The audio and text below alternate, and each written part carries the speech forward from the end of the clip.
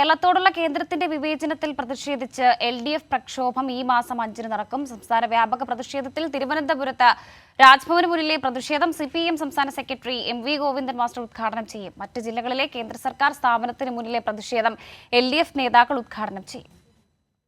വയനാട് ദുരന്തത്തിൽ കേരളത്തിന് അർഹമായ സഹായങ്ങൾ നൽകാൻ തയ്യാറാവാത്തതുൾപ്പെടെ കേന്ദ്ര സർക്കാർ കേരളത്തിനോട് കാണിക്കുന്ന വിവേചനത്തിനെതിരെയാണ് ഇടതുമുന്നണി നടത്തുന്ന മാർച്ചും ധർണയും. ഡിസംബർ 5-ന് രാവിലെ 10:30 മുതൽ ഉച്ചയ്ക്ക് 1 മണിവരെയാണ് സമരപരിപാടികൾ സംഘടിപ്പിക്കുന്നത്. തിരുവനന്തപുരത്ത് രാജ്ഭവന് മുന്നിലും മറ്റ് ജില്ലകളിൽ കേന്ദ്ര സർക്കാർ സ്ഥാപനങ്ങൾക്ക് മുന്നിലുമാണ് സമരം.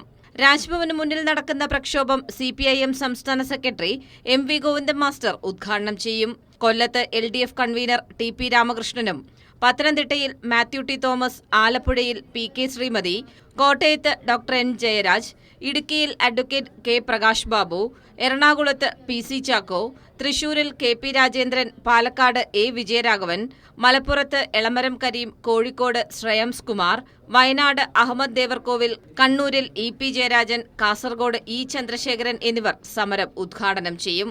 പ്രക്ഷോഭത്തിൽ സംസ്ഥാന വ്യാപകമായി വൻ ജനപങ്കാളിത്തമുണ്ടാകുമെന്നും LDF കൺവീനർ വ്യക്തമാക്കി. കൈരളി ന്യൂസ്, തിരുവനന്തപുരം.